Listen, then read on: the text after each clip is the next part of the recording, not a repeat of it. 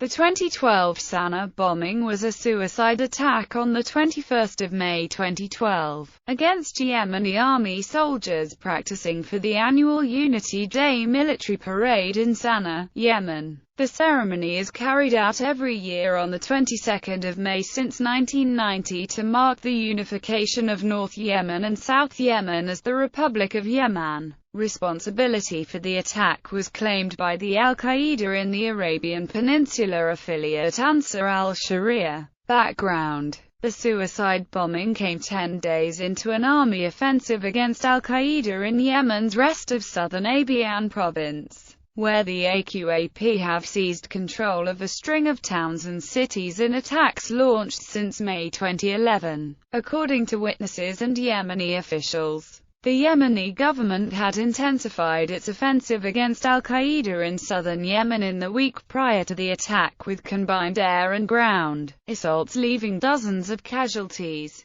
among them civilians. It also follows suspected U.S. drone bombings in Yemen, which AQAP said the attack was in retaliation for, and at the same time, AQAP have used instability over the 2011-2012 Yemeni uprising to take control of swathes of southern Yemen. The attack took place in Al-Saban Square, near Yemen's presidential palace, as soldiers were arranging themselves in a parade rehearsal for the upcoming Unity Day ceremonies. According to Yemeni security officials, the bomber was a rogue soldier participating in the drill wearing a belt of explosives. Early reports suggested a few dozen casualties, but by the early afternoon the confirmed death toll was at 90, with at least 222 injured. Security officials stated that the attacker had detonated his explosives shortly before Defense Minister Mohammed Nazir Ahmad Ali and the Army Chief of Staff were expected to greet the troops. The attack resulted in horrific carnage, with one witness describing arms and legs scattered on the ground.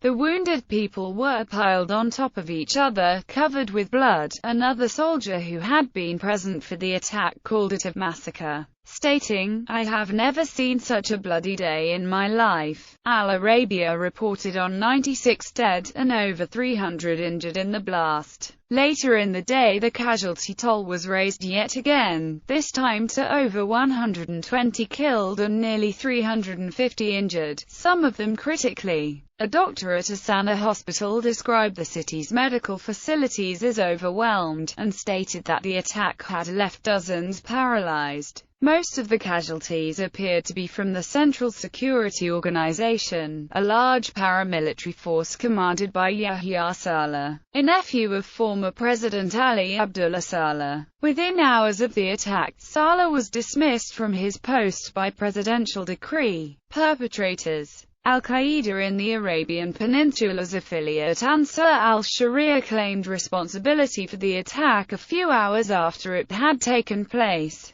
A spokesman for the group said it was in retaliation for injustices done by the CSO. "We will take revenge, God willing, and the flames of war will reach you everywhere. And what happened is but the start of a jihad project in defense of honor and sanctities." It also added that there would be more attacks if the government assault did not stop in Abyan. Reactions: President Abdrabbu Mansur Hadi stated that the attackers wanted to turn the joy of our people with the Unity Day into sorrow, and therefore, the war on terrorism will continue till it is uprooted and defeated completely, whatever the sacrifices are. State-run Saba news agency condemned the bombing as a terrorist attack, showing a moral and religious perversion of the attackers and plotters. United Nations Secretary-General Ban Ki-moon condemned the attack and called for those involved to be brought to justice. He also urged the people of Yemen to fully implement the negotiated political transition that had replaced the administration of President Saleh with